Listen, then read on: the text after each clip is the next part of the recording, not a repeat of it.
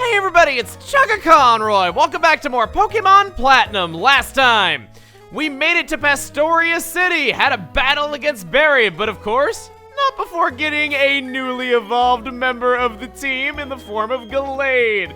Oh, I love it so much. It was such a good first battle, such a good debut in a sea of terrible debuts by the rest of our team. Anyway, this time, now that we've explored Pastoria City, time we move on to the main attraction, the Great Marsh. Let's head inside. This is basically the safari zone of Sinnoh. Howdy, you're playing the safari game. Would you like to try my game out at the same time? The rule, yup, it's real simple like. All you have to do is capture 5 or more Pokemon in one safari game. If you can do that, I'm gonna give you the PokeChat matchup checker. So we want to catch at least 5 Pokemon while doing this. Before we go in, I want to head upstairs. You're walking on the bog. You sometimes sink right in. We saw this a little bit last time. There's something pretty cool about it, though. If you turn while you're stuck, Pokemon may pop out. What you call cool, I call a bit of a minor annoyance. Use the binoculars to look out over the Great Marsh. You can see what kinds of Pokemon can be caught and where they are. There are 6 different areas of the Great Marsh, and they all have different encounters. Rather than show you them by just looking into these binoculars over again, I think I will just show you in the sidebars as I always do, but here's what it looks like if you're curious. Yeah, that's very convincing visual effects, guys.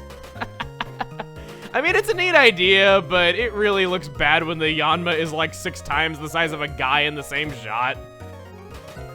Wow, it's just showing me tons of Yanma. Thank you for that, like I needed to know that. Tell me I'm not imagining this. The Great Marsh's Pokemon seem different ones than yesterday. There's shuttle trains called Quick Trams. Take those if you're going to the deeper area of the marsh. In Diamond and Pearl, there was a guy up here who had incorrect text. He said that, well, I'll talk about it in just a minute because it's actually about a mechanic we haven't seen yet. Let's just not talk about it too much. Get into it. Get into the nitty gritty. Yes, I want to catch all I can for 500 Pokemon dollars. Get ourselves 30 Safari Balls. As per usual. And let's run into a wild Pokemon just to see what we can get. Our first encounter for this is a Yanma, how fitting. Like in any Safari Zone, except for us for some reason, you cannot weaken these Pokemon, have to catch them at full health, and you can only use Safari Balls, which are equal to Great Balls. No wonder 30 of these things only cost 2.5 Pokeballs. Bait will make a Pokemon harder to catch, but less likely to run away from battle. All wild Pokemon can run away from you here. Mud will make them more likely to run away, but easier to catch. I'm just gonna throw a ball right here. I can catch 5 Pokemon, no problem at all. Now, that text in Diamond and Pearl that the guy had on the 2nd floor, he said that both items make a Pokemon more likely to run away, but easier to catch, when that is incorrect. So even the in-game text gets things wrong from time to time. There are a lot of new encounters in here, 10 if I'm not mistaken. And hey, the king, he makes his appearance in this Let's Play. I think XD might be the only, actually no, I think there were some trainers that had an XD. Never mind. Point is, Wooper is king among men. The fact that you can smile that widely every moment of your life and have no arms. I don't know how he does it. I wish I could know the enthusiasm and the lifestyle and the ways of the Wooper. Anyway, a lot of encounters. There's gonna be a lot to go over. There's a ton of items for us to collect in here. So what I'm gonna do now is, I'm just gonna run around, grab every item in the Safari Zone, and leave you with the bios. We're gonna be here a while. Have mercy on me. These are always a hell to edit together. What a better way to start off this laundry list of new encounters than with the king himself, Wooper. With its great water ground type, learning Earthquake through leveling up, and decent bulk, it's pretty good. Just don't catch it here if you want one.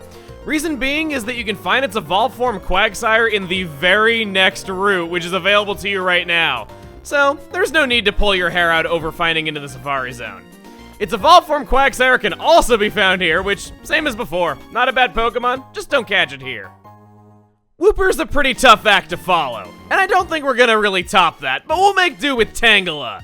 It's the original pure grass-type Pokemon, which used to not really be all that good, but once again, this has changed due to Gen 4 delivering and giving it a much-needed bulky evolution.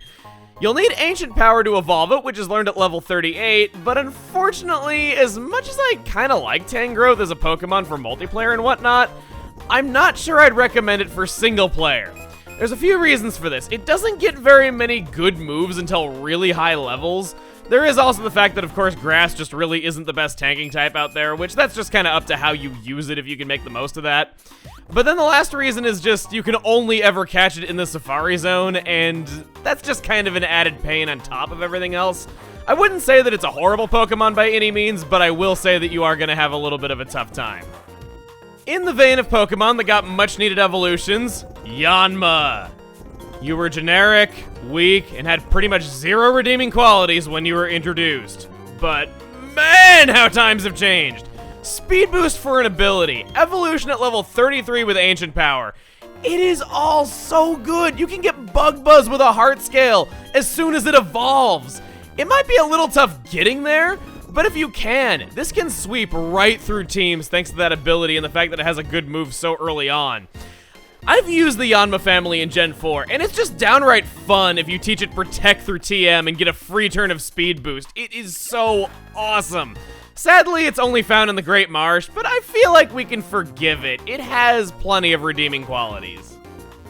Next, only in Diamond and Pearl, you are able to catch Gyarados at this point by using the Good Rod in the Great Marsh. With the excellent ability of Intimidate, only 2 weaknesses, the physical special split helping out its high attack stat be more useful, and some fun new moves like Aqua Tail and Ice Fang, this is a great water type for any team. You would be hard-pressed to be raising a team where this wouldn't fit in at least somewhere. The best part, however, is you do not have to deal with any of the Safari Zone's crap to get this. Really, just don't even bother catching this, even if you're playing Diamond and Pearl. Pretty much anywhere you can catch Magikarp up to level 25 at this point in the game, so just do that, level it up one time and get yourself a Gyarados. Simple as that. It seems like I'm flip-flopping between positive, negative on these bios, and that's gonna be no exception with this case, because next up is Azurill. No reason to catch this at all unless you're going for a full Pokedex and you don't want to have to breed for it. And even then, why would you ever choose going to the Safari Zone over just breeding for something? We've been able to get decently high-level Merrills for this point in the game for a long time now, so you really have no reason to get this weak baby Pokemon, unless you want to see the miracle of it growing a dick. But seriously. The remaining new encounters are a little bit strange. The Great Marsh has its wild Pokemon change each day, and you can find out what is in there by checking the binoculars and just talking to people and that kind of thing. So the following encounters can only be found on certain days. The way that the game determines the encounter rates is that in Diamond and Pearl, it will lower the encounter rates of either Marill or Quagsire to bring in a new Pokemon to replace their encounter rates. Whereas in Platinum, it instead will lower Wooper's encounter rate by 10%. And the first of these, if you can believe it, is Croagunk. It seems almost blasphemous to imagine these things not in Pastoria City, but sure enough, it is one of these. This can be kind of a fun Pokemon. It can use many different moves well. It's Poison and Fighting, which gives it decent enough type coverage, and it can learn some good Dark type moves like Sucker Punch. It evolves a little bit later than I would have liked, but it's not bad. I would definitely recommend Dry Skin over Anticipation, and also I would not catch it here if you are playing Platinum. I am so sorry, Diamond and Pearl players, but us Platinumites, I don't know. But we can, the point is, we can go right outside Pastoria into the next route and catch it without dealing any of the Safari Zone's crap. Second of the daily encounters is Tropius. The walking palm tree is about as good as you would expect a walking palm tree to be, and I don't mean to rag on Exeggutor when I say that. It wants to be bulky, but it comes off as just kind of average, and its weird type doesn't really do it many favors in the way of defense. However, that's not to say it's useless. Tropius learns 5 HM moves, and you can get all of the HM moves taught between it and B-Barrel. Unfortunately, it's only catchable here. Third, Golduck. If you passed on Psyduck earlier and you were wanting to go back on that decision, its evolution lies right before you. Just don't catch it here. It appears in so many areas coming up, and you don't even need to catch it in the Safari Zone. Other than that, it's basically just a special version of Floatzel. Our fourth daily encounter is yet another Pokemon you can only catch in the Great Marsh, and that is Skorupi. This starts off as a poison bug type, but will eventually become a dark poison type. Yeah, that same frustrating type we saw in Jupiter's Skuntank, only weak to ground. This Pokemon can be interesting to say the least. It's an odd mix of speed and defense with a little bit of attack thrown in, not really something that you see that often. And in the way of type coverage, it gets access to Bug Bite through level up. Of course, it's got its poison type moves, which You know, those aren't really the greatest for type coverage, but the real kicker is that when it evolves into Drapion, you are able to get all 3 of the elemental Fang moves through Heart Scales. Definitely opens up a lot in the way of type coverage if you want to bother with the Safari Zone rules in order to get it. And our last new encounter, and one of my favorites, is Carnivine. Levitate on a grass type. It's random, it doesn't really help it that much, and it makes no sense, but that's kind of why I like it so much. It's just really out there. Seriously though, aside from personal preference, it's got surprisingly solid offensive stats both ways. It learns some good moves like Crunch, Ring Out, and Power Whip. Problem is, they come at pretty late levels. It also only appears in the Great Marsh, so if the Safari Zone rules give you a headache and you just really don't want to bother with them, I can already tell you're gonna pass on this. Now, the Pokédex entry, if we may end on a little bit of a different note, this thing is creepy. It has sweet-smelling saliva and chomps down on whatever comes near, swallowing it whole. Yeah, I get that it's supposed to be basically the same thing as a Venus flytrap, but this thing is almost 5 feet tall! What the heck? So, how many Pokemon did you catch in your Safari game? At least 5? Oh, yup. You've done that all right. Isn't that something? Well, here you are, the Pokechat Matchup Checker.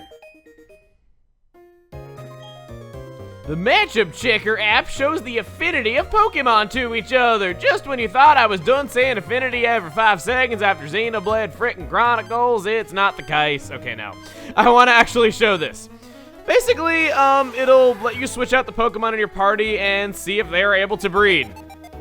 So, Gallade and Grotle don't like each other much. What about, I don't know, Scythe, you thinking about getting it on with Derpidius? No? Can't blame you. What about Staravia? Nope. Man, you are just too good for everyone, aren't you? I'm willing to bet most of these combinations that I'm trying aren't even opposite gender, much less the right egg group. But on another note, if this is your first experience with 4th generation, feel blessed by having this app. This app was unused in Diamond and Pearl and was not made legitimately available until this lady in Platinum. Why they would go through all that trouble to put so much information into such a legitimately useful Pokédex app and then just not include it in the finished product, I have no idea. And what's even more baffling is some of the apps that did make the final cut in Diamond and Pearl, like, woohoo, here's a button that counts out numbers. Oh, whoops, it resets every time you turn off the game. I don't know. It's just really dumb. I'm so glad it's in this game, though, because that's actually useful info that normally you'd go online to look up, but they made it a part of the normal game, so that's a plus. It really is. In addition to all that, this guy right here, I picked this up during a Safari game. I don't collect shards, so you can have it. Take it away, even. He will give you a shard of a random color, red, green, blue, or yellow, once a day. That is every item hidden throughout the Great Marsh except one. A very special one that I wanted to make verbal no. Well, that didn't work. This is extortion, I say! You're just trying to get 500 more Pokemon dollars out of me so I can finish what I'm doing. As I was saying, from the train station that takes you to areas 1 and 2, you want to go over this way and not get stuck in the bog. Yeah, in those deep areas, it's really annoying to keep getting stuck. You can see that the dowsing machine is reacting. We can check it again. Come on. Stop getting stuck, thank you. There we go. 1 space north and 1 space east. Toxic plates. The powers of plates are shared among Pokemon. Raises the power of poison type moves, which makes it not the most useful plate. Really only useful to me if I want to beat up on grass types. Shut up. It's all your fault I even had to go back in there to do that one very last thing I wanted to show. That is everything in the Safari Zone Great Marsh. So with that done, I was about to heal, but then I just remembered, oh right, I can't even battle those Pokemon. I say, we don't head off to the gym, we go and do one other thing that I didn't do last time. I believe it's in this house, I hope I'm right on that.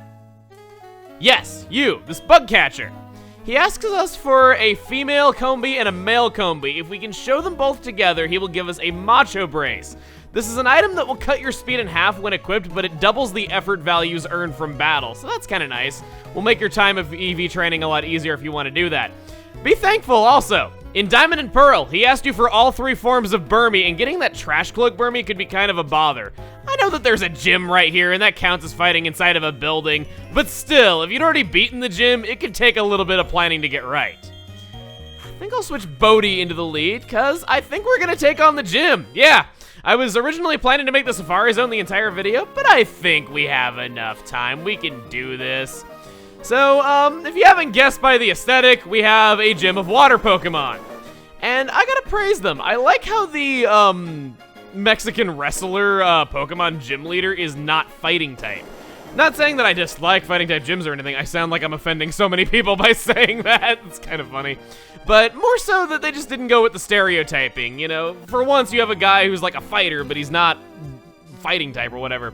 Granted, he does live in a pretty dang dull town for what he is. I mean, when you think about the hometowns that wrestlers from, you would think the streets are like lined with pyrotechnics, and you have like John Cena's theme song going off on loudspeakers or something, or at least air horns being held by the civilians. I am just making some kind of bizarro dream world at this point. Don't lie, that'd be a pretty awesome town to live in. It'd be hard to sleep in, but come on, the people in Vegas can sleep every once in a while, and it's hard to sleep there, right? Okay, I'm just sounding stupid at this point. Wow, Bodhi. It's very clear you have not battled very much in a while, considering you couldn't even one-hit that Wingull. At least your bulky defenses haven't changed. I'd be kind of sad if your turtle shell got soft over time. You can take that out. Got a Pelipper. I sorta don't want to fight that using Bodhi. Let's switch over to Supernova. You've been rocking it lately. Supernova is really over-leveled compared to the rest of my team, and I get that that might be like a problem to some, but like I've said, I want to wait for it to get to a certain level before using a Moonstone on it, just because I won't be able to get the move later if I don't do that. So that's what I'm waiting on, as per usual. Let's use Thunderbolt on Pelipper, and if this doesn't knock it out, that'd be really unfortunate. Thank you, Supernova. At least you haven't gotten soft, even though you're a quite literal cream puff. Level 38. You're truly top-class tough. Thank you. Even though I just said that one of my Pokemon had gotten soft. Basically, we're just hitting these buttons, changing the water level. They're kind of playing with the fact that there's 3 dimensions here, which is really nice to see. I like the fact that they do gym puzzles that weren't really as possible in the GBA. My body isn't the only thing I work on toughening up here. I also work on my Pokemon and my spirit. It's a good thing you toughen up your body, though. After all, my Bodhi is ready. Let's see what you got in your team. A B-Barrel. I'm so sorry. I just find that really funny to see for some reason.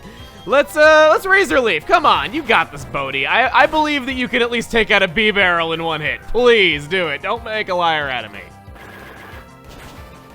I'm giving you compliments. You should take them and run with them and do all kinds of good stuff. Thank you. That is done, and oh, I don't know why I was expecting a level up right there. I was kind of doing, wow, trainer, you must be tougher than our gym leader. I like how this little kid just changes who his hero is so quickly. Maybe I'll do like Wake. I mean, Crasher Wake. Wear the same kind of mask. That would be so adorable to see. I would love it if he did that. A lot of tubers we have to fight. I forgot there being so many required gyms. Don't want to become a strong trainer like Crasher Wake. Well, I got bad news for you, kid. You're not going to be able to do that against me, because you don't get experience for losing. Then again, you don't get experience because you're the AI, but still. Azurill is such a weird Pokemon. Like, the fact that it's a normal type, I've always wondered, like, what the decision was to make Azurill normal type, because it's never made any sense to me why that's the case. Present day, it is a fairy type, and then Marill is water fairy. But just back in the day before all that existed, I've always wondered what the decision was to make Azurill a normal type, because it's one thing that always confuses new players, and heck, every now and again, I'll just forget it, and wow! What a terrible sprite you have, Azumarill. I mean, just look at its eyes. And heck, its face looks kind of small for the rest of its body as well. I don't know how this passed. They redrew a lot of sprites for Platinum, and a lot of the changes I think were for the better. Diamond and Pearl had pretty good sprites, but I think Platinum has some amazing sprites. This is not one of those sprites, if I may be completely honest. I'm also not too surprised that Azumarill was able to take a Razor Leaf right there. It is bulky after all. Got a lot of HP. Give him my experience. And your last Pokemon is Meryl. I can't say I'm surprised at all. I'm probably gonna take this out in one hit. Feels so good. Like, this gym, I am not worried about in the slightest. The fact that I have my Grass-type starter Pokemon, the fact that I have Thunderbolt on Clefairy, and then also the fact that Gallade just got Leaf Blade, I really have nothing to worry about. Take that out. Yeah, I've taken how much damage across 3 battles now? Ugh, you're too much. I know, I'm so sorry. I should not have bragged about what an easy time I'm having with this gym within earshot of you. That was kind of rude of me. I'll admit that. That was kind of messed up. After all, she's an impressionable young child. I don't want to be the one to kill her enthusiasm. I don't want to be the one to do that. We've drained all the water, and now we can walk through this middle part. So that should set things up so that we can go up these stairs and fight another required battle. Why would I think any differently with this gym? Just when I think I'm done. Not done. That's just how I roll. Wow, that's actually very applicable. I didn't mean to tie that to what I was saying, but that was pretty good. He was saying something about waves crashing or some kind of old war story. Maybe I'm weird, but I remember as a kid I actually liked hearing the stories of older people and how things were back then, even though every other kid, like, ever said it was super boring. So we got a Wingull right here. Bodhi, you don't exactly have the best track record with these guys. At least it didn't have Wing Attack. At least I presume it didn't. See how much your Razor Leaf does. Maybe we'll get lucky and not have it hang on with 1 health this time. Wow. I know how to call him. Supernova, get your experience, and you have a Golduck. I think I'm just gonna keep Bodhi in. Like I said, it's been a while since Bodhi's really had a chance to do a lot in battle. I've just kind of used it in the past couple of gym battles at the beginning because it didn't really have much else to do in the entire fight. But I think right here, this is definitely Bodhi's gym, if it's anybody's. Well, to be fair, we have a lot of moves that are effective here, but I still think we should give it to Bodhi because it's been a while since we've seen him in action. Oh, critical hit. That's potentially bad. Okay, only 5 damage when it's not a critical, so maybe it's not that bad. I would have lost there if it was a 5 hit, which I'm surprised it's not because it always is when it's the AI. We all know that struggle. And there it goes down. Not quite to level 32. Shellos, you bet I'm going to stay in against that. Okay, you don't, let's see. I think I'll go Mega Drain just because I'm low on health. I was trying to think, like, defense versus special defense, but I'm low enough on health. I can justify doing it. So let's regain our health. And you're doing Rain Dance. I don't think you can have Swift Swim at all. I know that you can have Sticky Hold, I think it is. It doesn't matter anyway. Not like I'm really having to overthink these regular trainer battles by all that much. It's not giving me a difficult time at all. At least Bodhi's gonna get to level 32 off of this. I think that might possibly mean something important. Bodhi wants to learn Leech Seed. That would drain health gradually from the opponent at the end of each turn. It's similar damage to Poison. If this were Gen 1, that would be awesome to teach together with a Poisoning move due to a glitch, but it's not, so I think I'm going to just avoid that. I don't really need to. Switching out gets rid of it as well, so it wouldn't really be good in multiplayer either. It did mean something! Bodhi is evolving! Oh, man! Oh, man!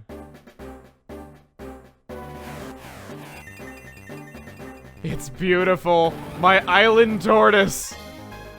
And not the variety from Majora's Mask that takes you to really annoying water dungeons. Even though we're kind of in one right now. Bodhi wants to learn Earthquake. So good. If there's one thing I like about the Turtwig family, it's that. Just Earthquake through level up. 100 power, 100 accuracy, same type attack, bonus effects, all Pokemon on the field. I haven't used Bite in a super long time, but at the same time, Mega Drain's not really all that strong. I think for purposes of single player, I'll hang on to Mega Drain a little longer and go for Earthquake. Just having Curse and Earthquake together on one Pokemon, that's a dangerous combination, especially when speed wasn't an important stat to this family to begin with. It's great. We'll have to definitely show that off in a debut battle pretty soon, which I think... Yes, we have made our way to the gym leader. And I'm not usually one to do this, but we've done a lot this video. We went through all of the Great Marsh, just went over a lot of things, got some really useful items. We battled so many trainers in this gym because it took a while to get through, and our team got quite a bit stronger. So I kind of feel like we can save the gym leader for next time. Next time on Pokemon Platinum, we challenge Crasher Awake at long last. See you guys then. Can't wait to use Torterra.